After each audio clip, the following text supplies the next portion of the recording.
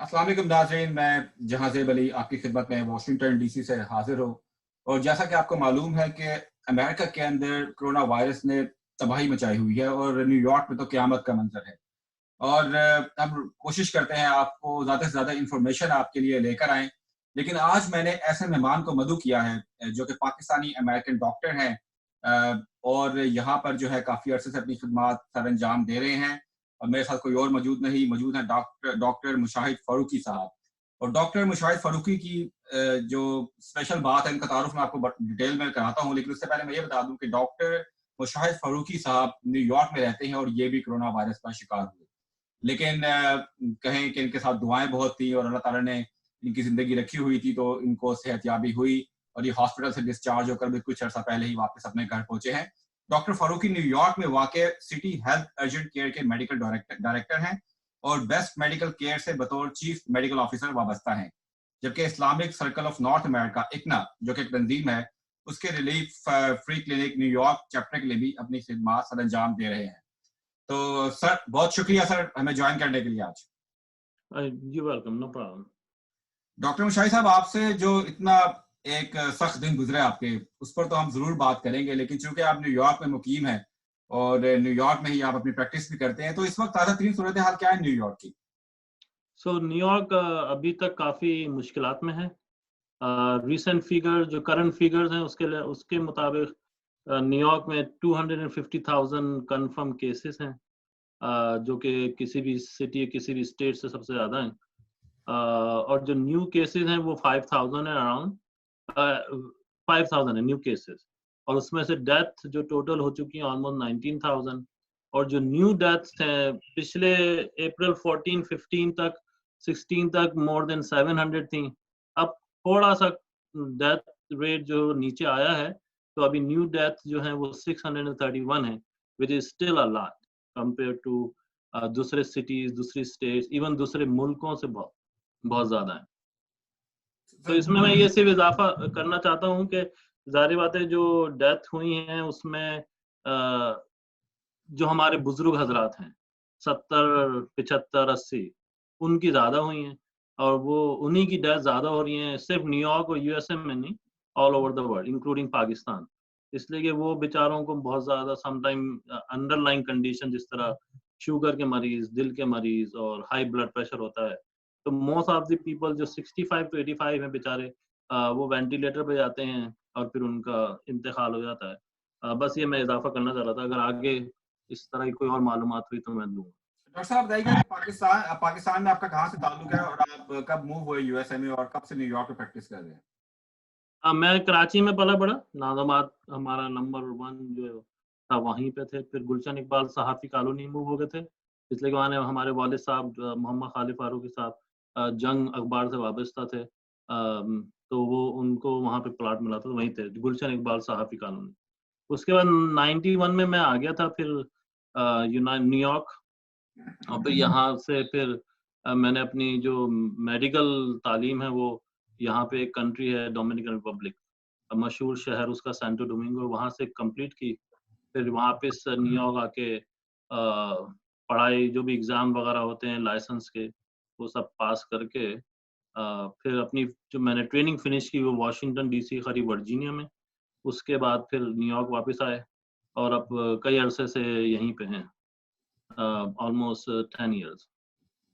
चलिए सर, बहुत शुक्रिया आज हमारे थोड़ा सा वक्त निकाला सर। नहीं, कोई बात। बड़ा एक ये अफसोसनाक वाकया पेश आया आपके साथ और आप भी इस खतरनाक मर्ज के शिकार हुए। तो आपसे जी, बताइए, ये हुआ कैसे और आपको कैसे मालूम हुआ कि आपको भी कोरोना वायरस हो गया? और सारा थोड़ा सी तफसीलात बताएं जरा सर, क्या हुआ था सारा माजरा?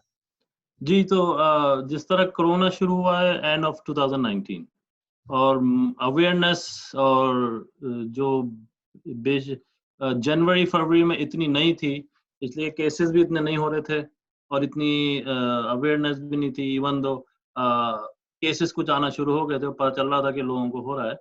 तो उस दौरान ज़ाहिर बात है मैं अपने अर्जेंट केयर भी जाता रहा, जहाँ पे फिर काफ़ी पॉजिटिव केसेस भी हमारे पास आए। और उसके बाद जब मैं अपने रेगुलर क्लिनिक में, जो मैं प्राइमरी केयर फिजिशियन भी हूँ बेस्ट मेडिकल केयर में, तो ज़्यादातर वक़्त वहाँ गुज़रता है। अर्जेंट केयर में मेरा जाना कम होता है, सिर्फ़ सुपरवाइज़ करता हूँ। लेकिन अर्जेंट केयर में ज्यादा केसेस थे compare to best medical care. Anyway, सो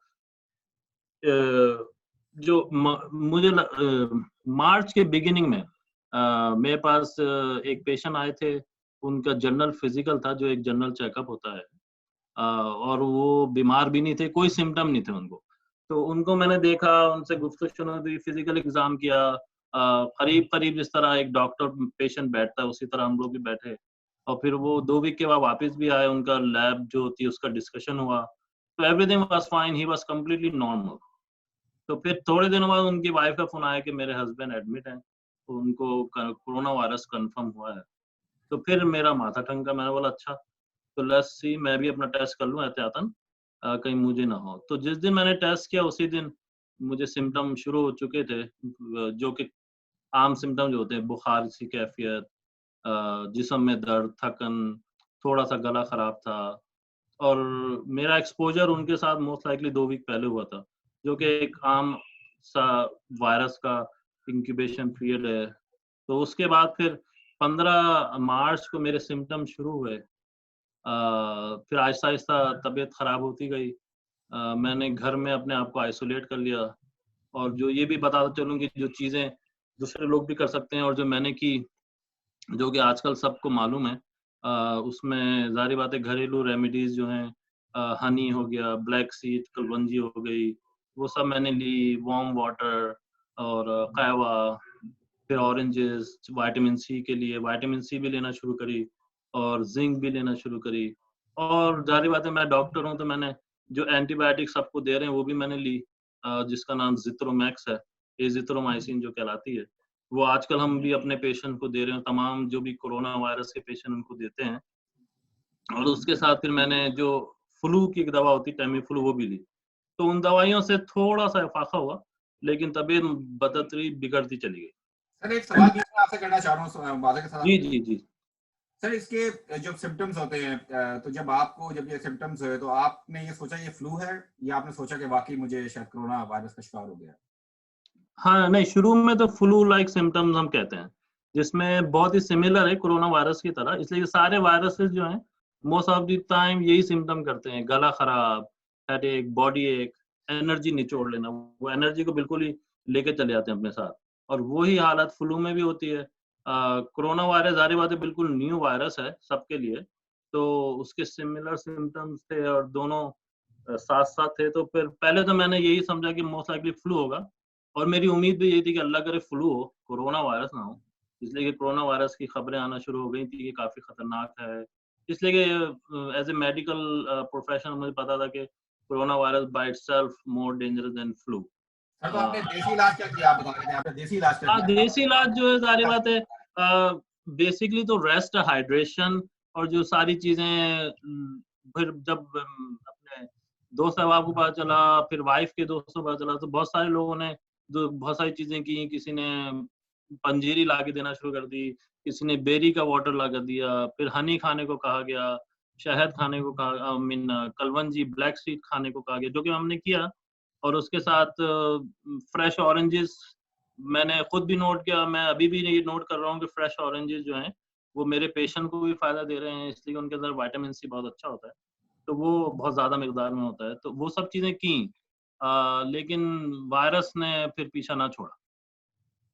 तो उसके बाद सेकंड जो दूसरा वीक जब शुरू हुआ, तो मेरी हालत बहुत ख़राब हुई, तो फिर मैं यहाँ पे एक करीब में हमारे घर के अर्जेंट केयर है। मेरा अर्जेंट केयर जो है वो दूर है, तो मैं वहाँ तो नहीं जा सकता था। इसलिए कि बहुत तो करीब अर्जेंट केयर गया, उन्होंने जो बेसिक वर्कअप किया, वो उसके बाद उन्होंने कहा कि भाई आप घर जाएँ, आपका सब सही आया है। चेस्ट एक्स-रे और फ्लू टेस्ट उन्होंने किया, तो वो नेगेटिव था, तो इससे भी फिर मुझे और पक्का यकीन होने लगा कि ये फ्लू नहीं है, इसका मतलब ये कोरोना ही है।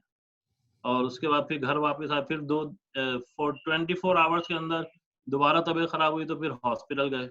अपनी पर्सनल व्हीकल में हमारे भाई साहब, बड़े भाई हमको लेके गए। तो उन्होंने भी ईआर ने, इमरजेंसी रूम ने वापिस भेज दिया कि आपका अभी ऑक्सीजन सैचुरेशन है, वो अभी आपकी सही है, और आपका चेस्ट एक्स-रे भी सही आया है। ब्लड वर्क थोड़ा-सा एब्नॉर्मल है, लेकिन is not a big deal. तो आपको आप हॉस्पिटल से वापस जी हाँ, इमरजेंसी रूम से वापस भेज दिया, इसलिए कि उस वक़्त इमरजेंसी रूम में काफ़ी रश बढ़ चुका था, बहुत से कोरोना वायरस के पेशेंट आ रहे थे, और जो क्राइटेरिया होता है एडमिट करने का, वो बेस करता है ऑक्सीजन सैचुरेशन पे। यानी जब आपका सांस फट रहा हो, प्रॉब्लम होगी तभी आपको एडमिट करेंगे, वरना नहीं। हाँ, ये 2 चीज़ों पे बेस करता है। अगर आप एक तो बहुत ही ज़्यादा आपको डिफ़िकल्टी ब्रीथिंग, साँस लेने में तकलीफ हो रही हो, या जो ऑक्सीजन लेवल होता है, उसको ऑक्सीजन सैचुरेशन कहते हैं। अगर ऑक्सीजन लेवल 90 से नीचे है, तो फिर वो कोशिश करते हैं कि आप एडमिट हो जाएँ, या उनका वो क्राइटेरिया है, लाइक एक उसूल है, अगर 90 से नीचे तो एडमिट कर लें। अगर पेशेंट जो है वो, सो हम मेरा उस वक़्त 94-95 था जब फर्स्ट टाइम मैं गया था। तो मैं वापस आ गया, लेकिन फिर 2 दिन बाद बहुत ज़्यादा तबीयत खराब हुई, तो फिर मैंने एम्बुलेंस को कॉल की। मैं बोला भाई अब मैं एम्बुलेंस से जाता हूँ, इसलिए कि मेरी तबीयत बहुत खराब हो रही थी, साँस उखड़ रहा था, और फिर मैं अपनी ऑक्सीजन सैचुरेशन भी चेक कर रहा था। यहाँ पे एक ऑक्सीमीटर होता है, इससे चेक कर रहा था मैं। तो उस वक़्त फिर मेरी 89-90 हो रही थी और 88 होती। तो फिर मैंने उनको कॉल किया, बोला भाई मेरी ऑक्सीजन सैचुरेशन बहुत लो हो रही है और सांस भी नहीं आ रहा, तो आप लोग आ जाएँ। तो फिर बोला आ गए थे, फिर हॉस्पिटल गए। फिर उस वक़्त इमरजेंसी रूम में ज़ाहिर-सी बात है अटेंडिंग जो होते हैं, वो भी यही देखते हैं कि ऑक्सीजन सैचुरेशन कितनी है। तो उस वक़्त 92-93 चल रही थी। तो फिर उसने कहा अब आप घर जाएँ। मैं बोला नहीं, मेरी तबीयत बहुत खराब हो रही है। अच्छा, उसको भी आपको बोला? हाँ, वो उस वक़्त भी घर भेजने की तकलीफ में थे। तो फिर लेकिन उसने बोला अच्छा चलो मैं तुमको वॉक कराती हूँ। तो उस फीमेल अटेंडिंग ने वॉक तो वॉक उन्होंने कराई वहां पे थोड़ी देर। अच्छा, कोरोना टेस्ट उस वक़्त तक रिज़ल्ट आ चुका था, तो मैंने बता दिया था कि मैं पॉज़िटिव हूँ, और तो उन्होंने फिर जब वो आपके पास रिज़ल्ट होता है पहले से, तो फिर वो दोबारा नहीं करते हॉस्पिटल में। उन्होंने भी हॉस्पिटल में भी यानी कि कोरोना पॉजिटिव होने के बावजूद वो आपको दाखिल नहीं कर रहे थे? नहीं, इसलिए कि वो ऑक्सीजन पे होता है ना, मैंने जैसे बताया। हर हॉस्पिटल, हर ईआर का क्राइटेरिया है कि ऑक्सीजन लेवल अगर आपका सही जा रहा है, तो वो बोलते हैं भाई हमारे पास और भी आपसे भी ज़्यादा बीमार मरीज़ हैं, उनको तो ये एडमिट तो करो। बड़ी खतरनाक सूरत हाल है सर। हाँ, खतरनाक उस वक़्त बनती है कि जब अगर ऑक्सीजन सैचुरेशन बतदरीज नीचे जा रही हो, लेकिन जब वो देखते हैं कि 94-95 है, तो वो फिर उन लोगों को फ़ौक़ियत देते हैं जो ऑलरेडी ओल्ड हैं। मतलब ये रश की वजह से उन्होंने वापस वापस भेजा था आपको, रश? जी। हाँ, इसलिए कि पैक चल रहा था इमरजेंसी रूम, और जो उनका कोरोना वायरस के पेशेंट का जो फ्लोर है वो भरा हुआ था।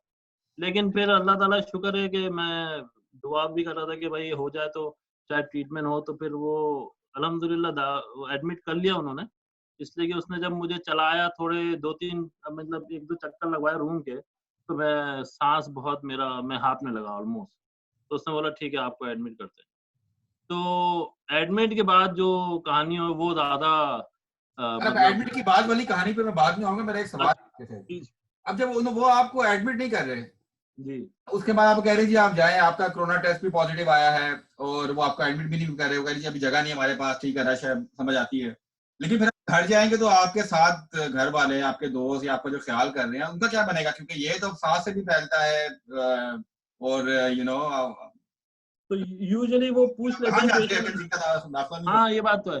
तो पेशेंट से पूछ लेते हैं भाई आप क्या घर की सिचुएशन क्या है? लाइक कितने रूम्स हैं, कितने बच्चे हैं, वो सब पूछते हैं। तो अगर कोई पेशेंट अलग है, अलोन है, मतलब उसकी कोई फैमिली वगैरह नहीं है, तो ज़ाहिर बात है वो तो घर में जा सकता है।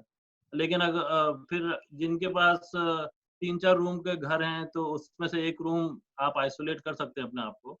तो इस लिहाज से वो देखते हैं कि भाई अगर पेशेंट की घर की सूटेबल कंडीशन है आइसोलेट होने के लिए, तो वो भेज देते हैं, इवन दो उनका टेस्ट भी पॉजिटिव हो। लेकिन वो बेस करते हैं क्लिनिकल कंडीशन पे कि पेशेंट कितना बीमार लग रहा है। यानी कि और सदर ट्रंप रोजाना अपनी प्रेस कॉन्फ्रेंस में कहते हैं कि किसी शख्स को अस्पताल में ना मिलने की शिकायत नहीं हुई, किसी को वेंटिलेटर ना मिलने की शिकायत हुई। तो ये सब आपने तो खुद अपनी आंखों से देखा है ये हाल। जी। तो वो ट्रम्प साहब तो खैर वो यार बात है, वो तो बोलते रहते हैं, उनको इतना नहीं पता। वो कह चुके हैं मैं I am not a doctor, लेकिन बातें वो सब डॉक्टर वाली करते हैं। तो खैर डिफरेंट तो सर कंडीशन है। आपको जब कोरोना टेस्ट पॉजिटिव था तो आप घर में रहे अपने 1-2 दिन? जी। तो जब सिम्टम शुरू हुए तो तो मैं फिर आपने नॉर्मल। किस तरह अपने आप को बचाया घर वालों से? क्वारंटीन कैसे किया? मतलब कब? हाँ, तो बेसिकली जो एक हमारे पास गेस्ट रूम है उसमें हम चले गए थे। हम्म। और बस उसी में मोस्टली रहते थे। घर में जो है वो वाइफ और बच्चे जो हैं वो अ, अपना मास्क वगैरह, ग्लव वगैरह पहन के आके खाना रख के जल्दी से चले जाते थे, पानी दे के जल्दी से चले जाते थे। फिर ज़ाहिर बात है ज़रूरत कितनी के खौफनाक तहत। सूरत हाल है कि अपनी फैमिली वाले भी नहीं मिल सकते सर, वाकई ये जी, जी, जी। कर्ज ने तो क्या दिल ये दहला बात तो दिया। है। आप ये बात कर रहे हैं, मैं जब 8 दिन अस्पताल रह के आया, उस वक़्त भी वो लोग दूर से हेलो कर रहे थे। सर जरा बताएं, तो एडमिशन हुआ सर, वहां से कहानी शुरू करें दोबारा, एडमिशन हुआ तो क्या हुआ जी सर? हाँ, जी हाँ। तो 15 आई मीन 24 मार्च को, 15 मार्च से तबीयत खराब हुई, 24 मार्च को जब सेकंड दफ़ा हॉस्पिटल गए, तो फिर एडमिट हो गए। एडमिट के लिए उन्होंने, जो हॉस्पिटल है उसका नाम नॉर्थवेल हेल्थ है, उनका एक डेज़िग्नेटेड टावर है 6, उसके 6th फ्लोर के अंदर उन्होंने पूरा उसको कोरोना वायरस के लिए बनाया हुआ है। तो वहाँ पे सिर्फ़ हॉस्पिटल के एम्प्लॉइज़ पीपीई वगैरह जो भी मास्क, गाउन पहन के जा सकते हैं। कोई विज़िटर अलाउड नहीं है, वहाँ बड़ा-बड़ा लिखा हुआ है, नो विज़िटर्स आर अलाउड। तो वहाँ पे रूम नंबर में 6 और 7 में हमारा दाखिला हुआ। तो शुक्र है हमको खिड़की की, बेड जो खिड़की के साथ था, विंडो के साथ, वो मिला। इसलिए कि एक रूम में 2 पेशेंट होते हैं, बीच में कर्टन होता है और एक दूसरा बंदा दरवाजे के पास होता है और आप इस तरफ खिड़की के पास। तो मुझे वो खिड़की के पास मिला, फिर जाके लेट गए। फिर बेड पे जो लेटे तो फिर लेटे ही रहे ऑलमोस्ट जब तक डिस्चार्ज नहीं हुए। इसलिए कि इतनी थकन होती है इस वायरस में, इतना चेस्ट में तकलीफ होती है, इतना साँस उखड़ता है कि आप 5 कदम पे जो बाथरूम है, वहाँ पे जाना भी मुश्किल होता है। लाइक आदमी की दम निकल जाता है। तो फ मैं फ्लू वायरस के साथ काफ़ी बीमार हुआ, लेकिन फ्लू वायरस के साथ मैं ये कर सकता था, मैंने मोर्टिन ली, दवाई ली और वर्क जॉब पे चला गया। लेकिन ये वायरस ने, जो रियल में आप कहते हैं बहुत ही मैं यूज़ नहीं करना, लाइक बिल्कुल आपका जो है ना टाई-टाई फिश वाला मुहावरा वो कर दिया। तो सर तो आप वहाँ हॉस्पिटल में एडमिट रहे हैं, तो आपको दवाइयाँ क्या देते रहे? इसका इलाज अभी क्या हो रहा है? किस चीज़ से इलाज हो रहा है इसका अभी?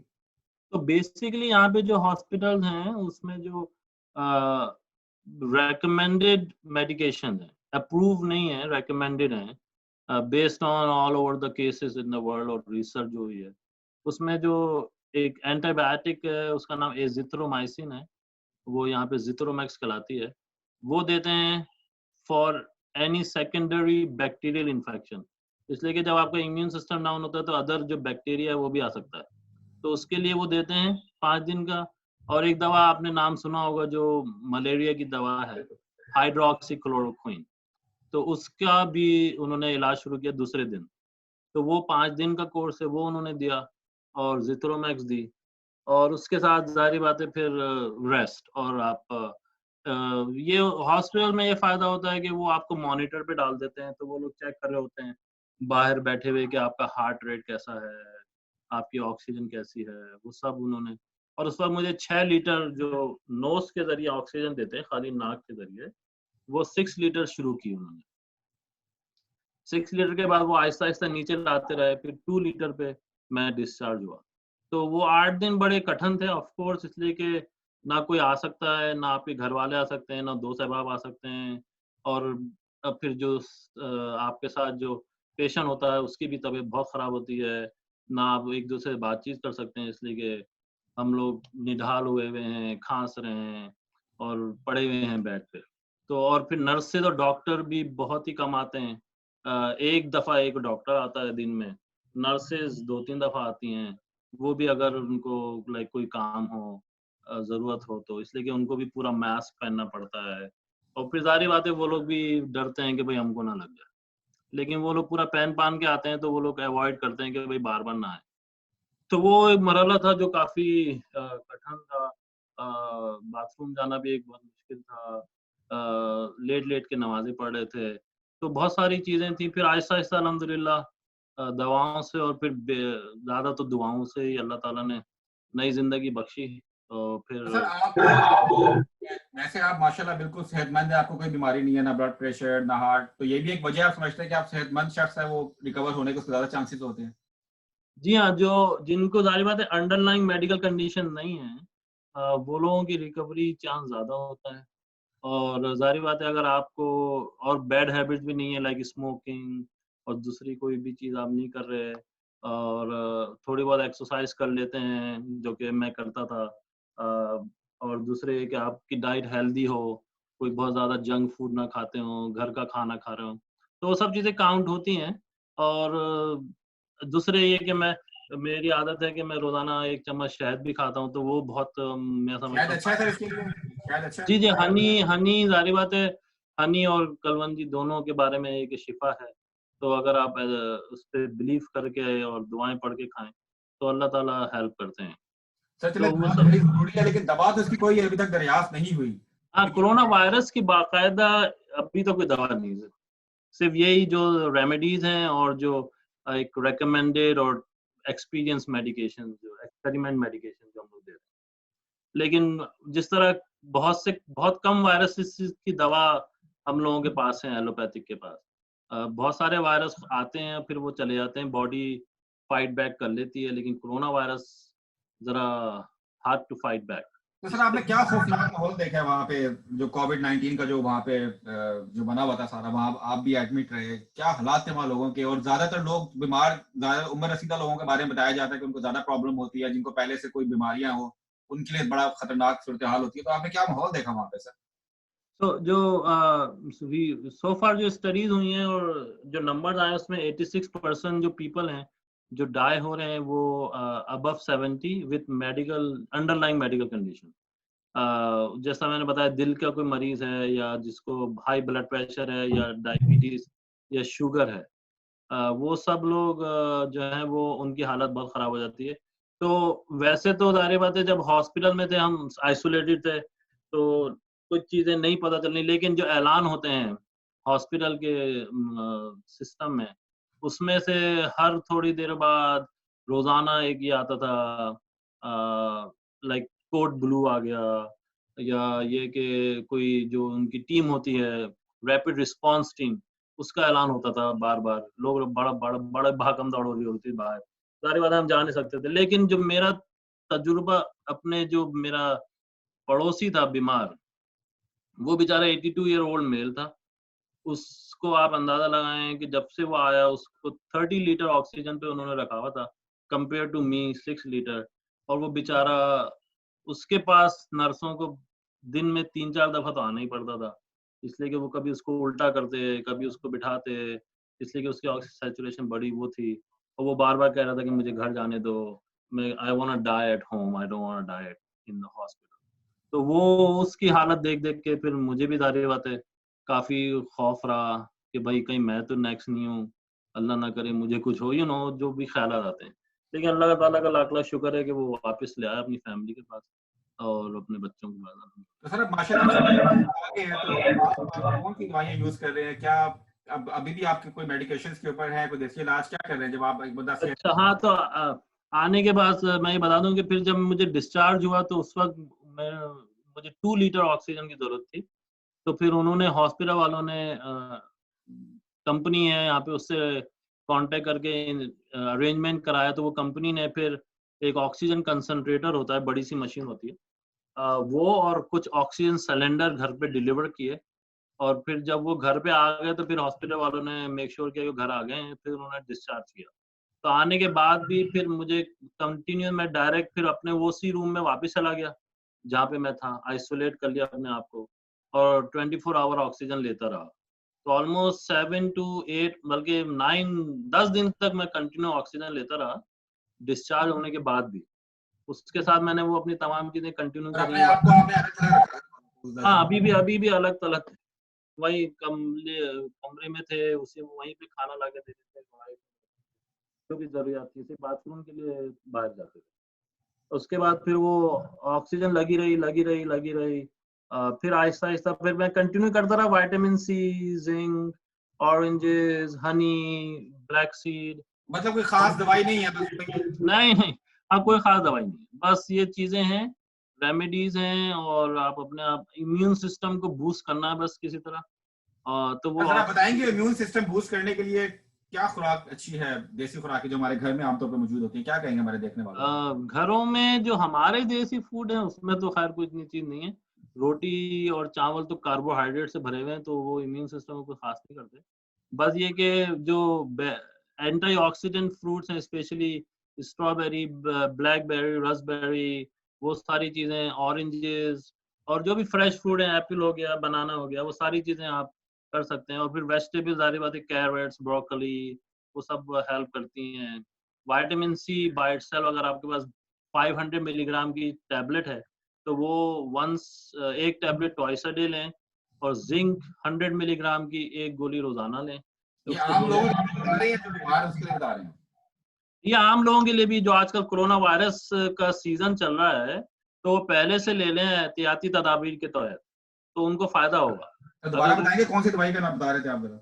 हाँ, जो मेन चीज है वो vitamin C 500 milligram, 1 tablet twice a day, एक गोली सुबह शाम। और जिंक 100 मिलीग्राम एक दफा भी ले सकते हैं दिन में, और सुबह शाम भी ले सकते हैं, उसका कोई नुकसान नहीं है, विटामिन है। तो ये दोनों चीजें, और जो स्कॉलर्स और दूसरे डॉक्टर्स हजरात ने बताया है, वो उसमें यही है कि कलवंजी की 1 लाइक स्मॉल चुटकी और पिंच, कुछ दाने 3 दफा लें, शहद 1 दफा लें। स्पेशली जो शुगर के मरीज हैं, वो अगर उनकी शुगर कंट्रोल में नहीं है तो वो आधा चम्मच लें, वरना फिर वो शहद ना लें, सिर्फ कलवंजी ले लें, ब्लैक सीड। तो ये तमाम चीजें बूस्ट करेंगी उसको। और स्टीम जो है वो भी काफी हेल्पफुल है, हॉट वाटर की स्टीम, विद और विदाउट वैक्स।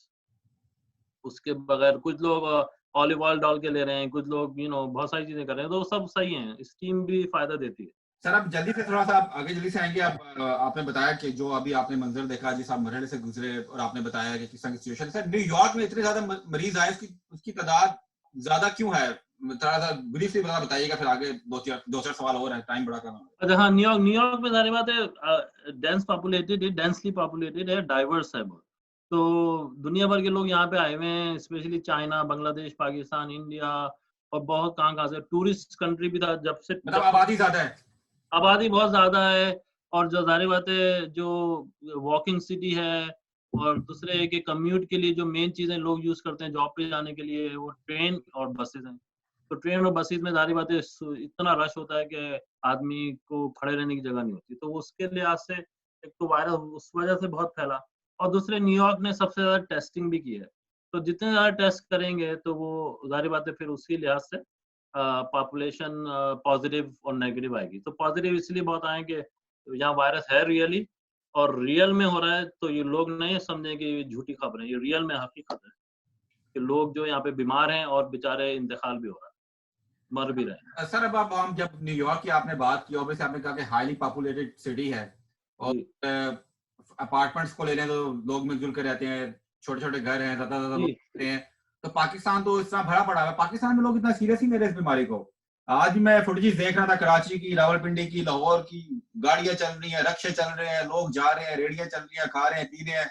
आई मीन लोग तो वो सीरियस ही ले रहे हैं। और अब आपको पता है कि वो जो ऐलान भी कर दिया हमारे मौलाना हजरात ने, बड़े काबिल इज्जत कम्युनिटी है हमारे लिए, कि जी हम अब तरावे भी पढ़ाएंगे, हम नमाजें भी पढ़ाएंगे, और हम जो है ये महफिलें भी करेंगे। जरा प्लीज जरा उनके लिए कुछ फरमा दें जरा। तो जिस तरह हम लोग यहाँ पे न्यूयॉर्क में बंद हैं और सोशल डिस्टेंसिंग कर रहे हैं, लाइक अपने आप को एक दूसरे से दूर रखा हुआ है, उससे फायदा ये हो रहा है, नजर भी आ रहा है कि न्यूयॉर्क के अंदर केसेस कम हो रहे हैं और अमवात भी कम हो रही है। तो ये वायरस जाहिर बात है, और न्यूयॉर्कर्स भी इसी तरह ऑलमोस्ट कराची वालों की तरह टफ और स्टबर्न लोग थे, लेकिन उनको समझ में आ गया कि भाई अब बहुत लोग मर रहे हैं।